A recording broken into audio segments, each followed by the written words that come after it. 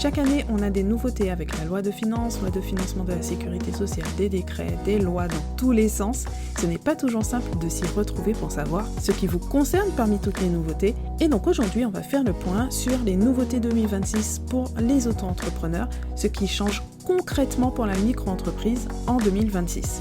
Je vous souhaite donc la bienvenue sur le podcast J'aime la paperasse, le podcast de l'administratif de la micro-entreprise. Mon objectif, c'est de vous aider à mieux comprendre l'administratif, la micro-entreprise, comment ça fonctionne et vous donner toutes les clés pour gérer et développer votre micro-entreprise en toute sérénité.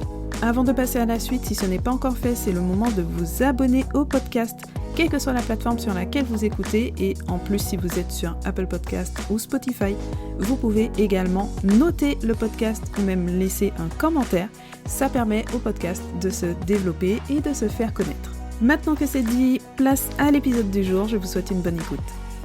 Alors, autant certaines années, on n'a pas grand chose à dire côté nouveauté, autant cette année 2026, là franchement on est à peine au début de l'année, on n'est pas à l'abri qu'il y ait encore des nouveautés qui arrivent au fil de l'année, ça arrive régulièrement, et bien juste sur ce début d'année, je trouve qu'on a quand même déjà pas mal de points. Donc on va passer en revue les principales nouveautés pour la micro-entreprise, à chaque fois on va prendre le temps d'expliquer un petit peu en quoi ça consiste.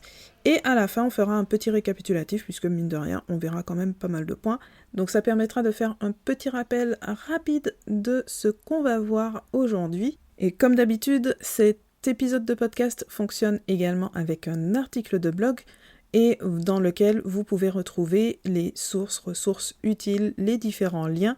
Donc tout ça, vous l'avez dans la description de l'épisode ou sur j'aimelapaperasse.com. Donc le premier point, nouveauté 2026, pas vraiment, mais ça vaut le coup de faire un petit rappel dessus, ce sont les règles de la franchise de TVA, puisqu'on a eu quand même pas mal de rebondissements en 2025, donc un petit rappel de ce qui s'est passé et ce que ça donne pour 2026. Donc au 1er janvier 2025, on a eu des changements effectivement. La suppression de l'année de tolérance, donc en cas de dépassement du seuil de la franchise de TVA, maintenant le passage à la TVA se fait dès le 1er janvier suivant. Avant on avait une deuxième année, donc on passait à la TVA seulement si on avait dépassé le plafond pendant 2 années consécutives. Maintenant c'est dès l'année suivante, dès le 1er janvier suivant. Ensuite, donc, on a également modifié les plafonds avec une légère augmentation pour les activités de prestation de services, une diminution pour les activités de vente. Et ces plafonds ne sont plus indexés sur l'inflation, c'est-à-dire que maintenant ce sont des montants fixes qui ne sont plus réévalués tous les 3 ans dans le cadre de la révision triennale. Enfin, en cas de dépassement du seuil majoré, le passage à la TVA se fait maintenant au jour du dépassement. Avant, il fallait remonter au premier jour du mois de dépassement et ça entraînait des régularisations qui étaient parfois compliquées à gérer. Donc tout ça, ce sont les changements acté depuis le 1er janvier 2025, puisque tout ça, ce n'est pas du tout dans la loi de finances pour 2025, ça a été prévu par la loi de finances pour 2024, avec simplement une entrée en vigueur différée, donc au 1er janvier 2025. Ensuite, en 2025, on a eu la fameuse réforme de la franchise de TVA. Donc en février 2025, on a fini par avoir enfin une loi de finances qui a prévu un gros coup de rabot sur la franchise de TVA en ramenant le seuil à 25 000 € pour toutes les activités. Évidemment, ça a entraîné un rejet massif, une levée de boucliers.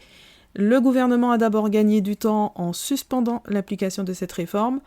En fin d'année, cette réforme a été abrogée, puis elle est revenue sur le tapis dans les débats de la loi de finances pour 2026 et finalement, elle est enterrée a priori de manière définitive. Donc finalement, il y a eu une année pleine d'incertitudes, de lutte également pour les micro-entrepreneurs en particulier, même si ce n'est pas seulement pour les micro-entrepreneurs, et tout ça pour revenir au même point. Donc ce sont les règles valables depuis le 1er janvier 2025 qui s'appliquent toujours. Donc en résumé, aujourd'hui, les règles de la franchise de TVA, donc la première, vous avez droit à la franchise de TVA au 1er janvier, uniquement si votre chiffre d'affaires de l'année précédente est inférieur au seuil de base. Ce seuil de base, il est de 37 500 € pour les prestations de services et 85 000 € pour les ventes. Si vous êtes en franchise de TVA au 1er janvier, vous devez passer à la TVA immédiatement le jour où votre chiffre d'affaires dépasse le seuil majoré. Donc ça, c'est le deuxième seuil, le seuil majoré de la franchise de TVA. Il est cette fois à 41 250 € pour les prestations de services et 93 500 € pour les ventes. Et donc ça, pour rappel, ça s'applique bien sûr aux micro-entrepreneurs, mais également à toutes les entreprises, parce qu'en réalité, il n'y a pas de lien entre votre statut juridique, votre forme juridique, votre régime fiscal d'une manière générale et le régime TVA. Donc vous pouvez très bien être en société et en franchise de TVA, ça fonctionne de la même manière que si vous êtes en micro-entreprise, à partir d'un certain montant de chiffre d'affaires, vous devez obligatoirement passer à la TVA. Donc ça, c'était un simple rappel. Maintenant, les vraies nouveautés. Donc la première, les taux de cotisation sociale qui changent encore en 2026 pour certains micro-entrepreneurs. Mais en réalité, il y a des changements pour tout le monde. Donc le premier changement, ce sont les taux, donc vraiment le taux global de cotisation sociale qui augmente pour les activités libérales, sauf pour les quelques professions qui sont affiliées à la CIPAV. Ça, c'est la toute dernière étape de l'augmentation progressive qui a été amorcée déjà depuis quelques années, depuis 2024, pour introduire une cotisation pour la retraite complémentaire. Le taux de cotisation sociale pour les professions libérales en micro-entreprise s'élève donc maintenant à 25,6%. Tous les autres taux sont maintenus, ça ne bouge pas. Dans l'article de blog, vous avez un tableau récapitulatif donc des différents taux applicables au 1er janvier 2026, avec également les taux pour les départements d'outre-mer qu'on a tendance à oublier. Donc s'il y a des auditeurs, auditrices qui écoutent ce podcast depuis l'outre-mer, je profite pour vous saluer. Donc comme les taux sont proportionnels à ceux de l'Hexagone, forcément pour les activités libérales, le taux augmente également dans les départements et régions d'outre-mer. Donc ça, c'est le premier changement. L'autre changement, il est plus discret, c'est que même lorsque le taux global ne change pas, la répartition de ces cotisations sociales, elle change au 1er janvier 2026. Donc dans le détail, on a une clé de répartition qui va dire que tel pourcentage va partir pour cotiser pour la maladie, tel pourcentage pour la retraite de base, pour la retraite complémentaire, etc. Et donc c'est cette répartition qui est modifiée au 1er janvier 2026 pour augmenter la part qui est dédiée à la retraite. Donc ça veut dire qu'avec le même chiffre d'affaires, vous avez plus de droits à la retraite. Ensuite, troisième nouveauté, on reste dans le domaine des cotisations sociales, c'est la réforme de l'ACRE. Donc ça, on l'a abordé dans l'épisode précédent, donc épisode 83, si je ne dis pas de bêtises. Ça fait partie des nouveautés qui sont presque passées inaperçues, alors que l'impact est quand même important pour les personnes concernées. Donc pour rappel, l'ACRE, c'est l'aide à la création ou reprise d'entreprise. Comme son nom l'indique, c'est une aide à la création d'entreprise, qui consiste à réduire les cotisations sociales en début d'activité. Elle bénéficie principalement aux demandeurs d'emploi, mais vous pouvez aussi l'obtenir sur la base d'autres critères. Ce qui change en 2026, c'est le montant de cette exonération. Elle passe de 50 à 25% au 1er janvier 2026 pour le cas général, mais pour les auto-entrepreneurs, ce changement s'applique uniquement aux micro-entreprises qui sont créées à partir du 1er juillet 2026.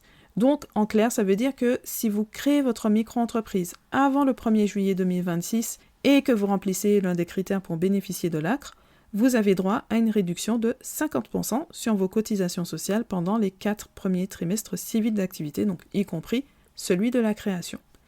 Et si vous créez votre micro-entreprise à partir du 1er juillet 2026, vous n'avez droit qu'à 25% de réduction des cotisations sociales avec l'ACRE, donc toujours sous réserve de remplir l'un des critères à la date de création de votre entreprise. Quatrième nouveauté, le CPF qui évolue encore et ce n'est pas fini. Alors le sujet du CPF, ça fait quelques années qu'il revient tout le temps avec des changements un petit peu dans tous les sens, parfois contradictoires, parfois vraiment on a du mal à comprendre comment c'est géré. Et donc en 2025, ce sont les accompagnements à la création d'entreprises qui ont été brutalement retirés du CPF sans préavis. Toutes les formations doivent aboutir à une certification pour être éligibles au CPF. Il n'y a plus l'exception des accompagnements à la création d'entreprises. Et d'ailleurs, J'aime la paperasse avait été directement concernée et devrait, si tout se passe bien, pouvoir à nouveau proposer le CPF pour financer certaines formations. Mais a priori, j'ai vraiment le sens du timing vu ce qui est en train de se passer en ce moment. Alors bien sûr, il existe d'autres financements comme les fonds d'assurance formation, donc on a le FIFPL, l'AGFIS, le FAFCA en fonction de votre activité, mais les conditions les rendent souvent moins accessibles, plus contraignants, avec une prise en charge parfois moindre. Si on prend l'exemple du FIFPL qui maintenant plafonne la prise en charge en fonction du chiffre d'affaires que vous avez réalisé, puisque en fonction du chiffre d'affaires, vous n'avez pas le même montant de contribution à la formation professionnelle, et bien ça fait que au final, vous n'avez parfois vraiment pas grand-chose, et ça c'est lorsque la formation en question entre dans les critères pour être prise en charge. Ce n'est pas toujours le cas puisqu'il y a des critères en fonction de l'objet de la formation, alors que parfois on a des besoins qui sont autres, tout en étant purement dans un aspect professionnel dans l'activité qu'on mène. Donc tout ça, ça fait que le CPF représente un dispositif important pour les indépendants qui n'accèdent pas aux prises en charge des salariés ou pour les porteurs de projets aussi pour pouvoir se former indépendamment de leur employeur. Et donc là, en 2026, on a d'abord ce qui est déjà acté au 1er janvier 2026 avec un reste à charge qui augmente sensiblement. On passe à 103,20 € au 1er janvier 2026, donc on reste proche des 100 €. Et il y a d'autres changements plus importants qui sont en projet.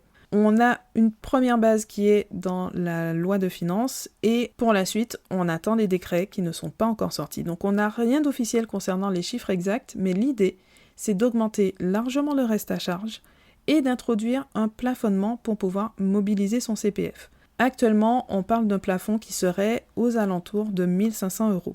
Donc ça veut dire que si cette réforme aboutit, si vous avez économisé patiemment sur votre CPF pendant 10 ans, jusqu'au montant maximum de 5 000 € pour pouvoir financer une formation peut-être très spécialisée ou une formation longue qui coûte 4 500 €, vous ne pourrez utiliser votre CPF qu'à hauteur de 1 500 € et le reste devra sortir de votre poche.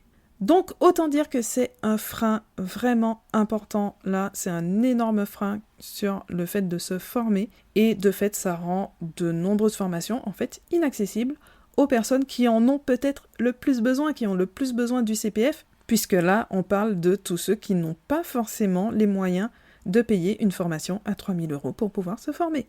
En plus, en pratique, les organismes de formation ne peuvent pas proposer de solution de paiement pour étaler le reste à charge puisque tout passe obligatoirement par la plateforme Mon Compte Formation. Alors ça, c'est une bonne chose dans l'absolu, c'est une sécurité, mais on voit bien à quel point la formation ne sera plus accessible à un certain nombre de travailleurs qui pourtant continuent à cotiser chaque année. 5e nouveauté 2026, ce sont les zones d'exonération fiscale. Alors, on n'est pas tout à fait sur une nouveauté. Simplement, faute de loi de finances votée dans les délais, c'est-à-dire avant la fin de l'année 2025, certains dispositifs étaient suspendus, notamment les QPV, les quartiers prioritaires de la politique de la ville. Donc tout ça, ce sont des dispositifs qui permettent aux jeunes entreprises de bénéficier d'exonération ou de réduction fiscale. La création d'entreprises dans une zone classée QPV peut aussi permettre de bénéficier de l'ACRE. Donc ça reste des dispositifs importants pour favoriser la création d'entreprises. Ils sont reconduits dans la loi de finances pour 2026. Ils ouvrent parfois droit à de nouvelles aides parce que par exemple, on a le zonage France Ruralité Revitalisation ZFRR ou ZFRR+, qui permet désormais de bénéficier de l'ACRE, donc ça à partir du 1er janvier 2026. Ensuite, 6e nouveauté, donc là on est dans les grands changements pour 2026, c'est le top départ de la généralisation de la facturation électronique après des années de préparation. Toutes les entreprises, y compris les micro-entreprises, sont concernées par la réforme de la facturation électronique d'une façon ou d'une autre dès l'année 2026. À partir du 1er septembre 2026, les grandes entreprises émettent leurs factures sous ce nouveau format. Alors, je rappelle donc qu'il ne s'agit pas du simple envoi d'un PDF par mail, mais d'un système de transmission de données de plateforme à plateforme, donc qui passe par une plateforme capable d'émettre ces factures et de les lire. L'État récupère un certain nombre d'informations au passage, et l'un des objectifs à terme, c'est de pouvoir simplifier la déclaration de TVA qui pourra être pré-remplie. Mais soyons clairs, c'est avant tout un dispositif anti-fraude, c'est pour réduire la fraude à la TVA et ça ajoute plutôt des contraintes aux entreprises.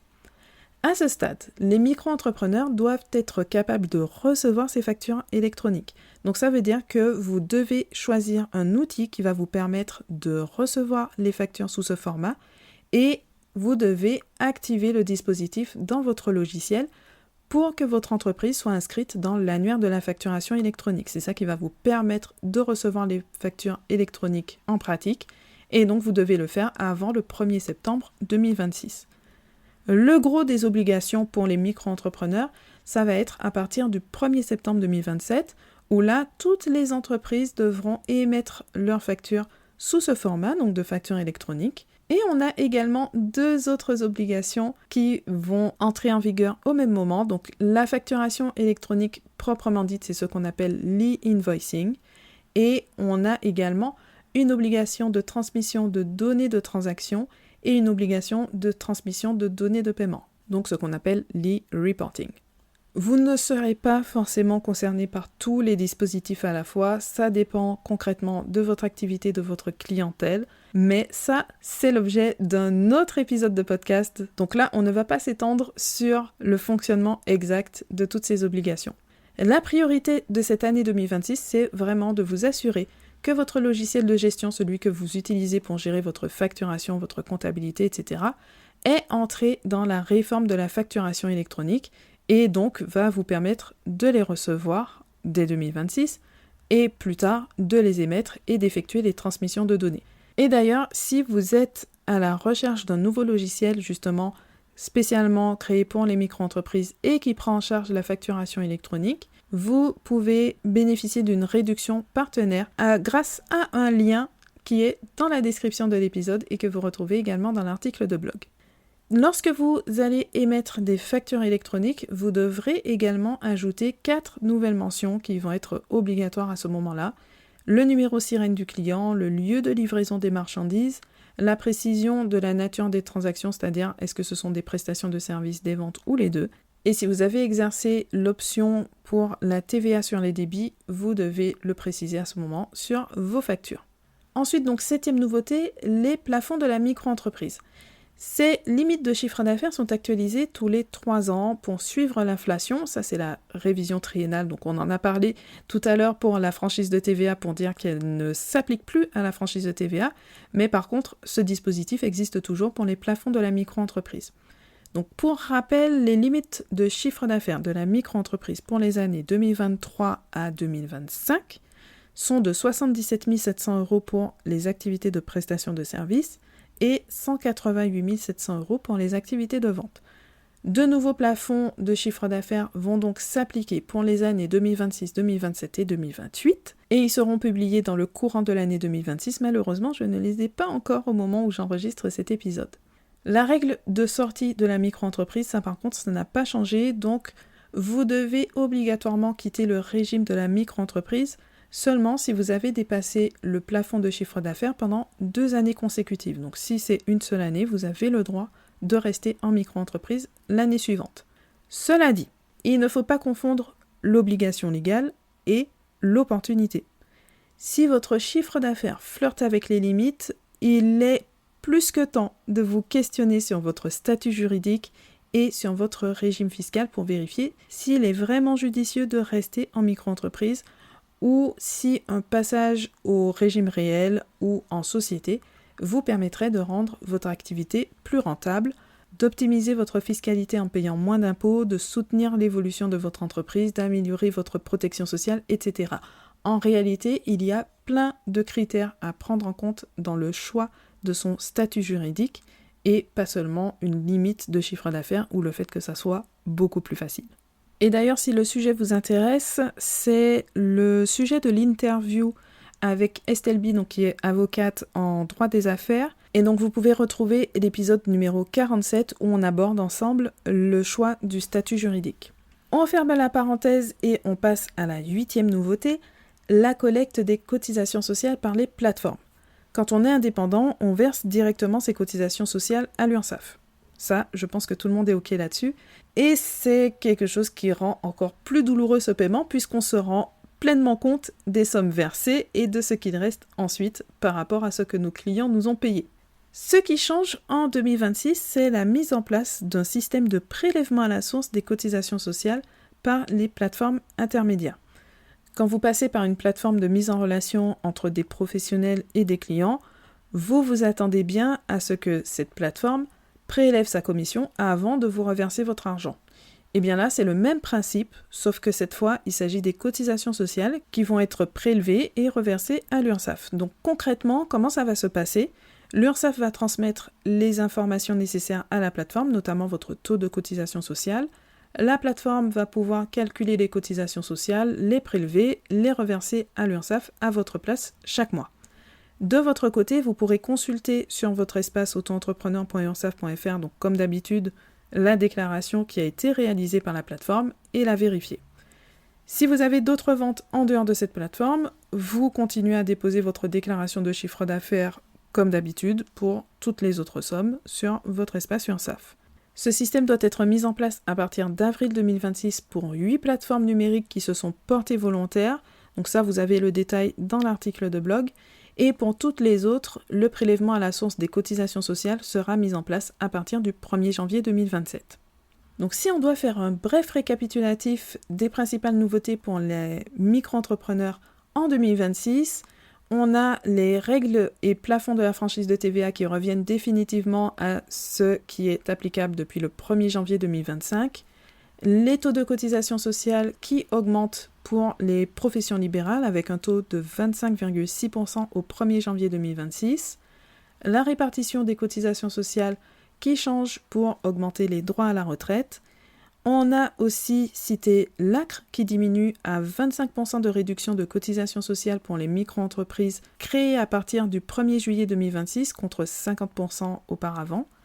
Le CPF qui devrait être moins accessible avec un reste à charge plus élevé et un plafonnement du montant utilisable par formation, donc ça on attend les précisions. La facturation électronique qui entre en vigueur au 1er septembre 2026 avec l'obligation pour les micro-entreprises de s'équiper d'une plateforme capable de recevoir les factures électroniques. Et à partir du 1er septembre 2027, il faudra également être capable d'émettre les factures électroniques, de transmettre les données de transaction et de transmettre les données de paiement. Les plafonds de la micro-entreprise sont également actualisés au 1er janvier 2026, mais on attend le décret précisant les nouvelles limites de chiffre d'affaires, donc pour les années 2026, 2027 et 2028.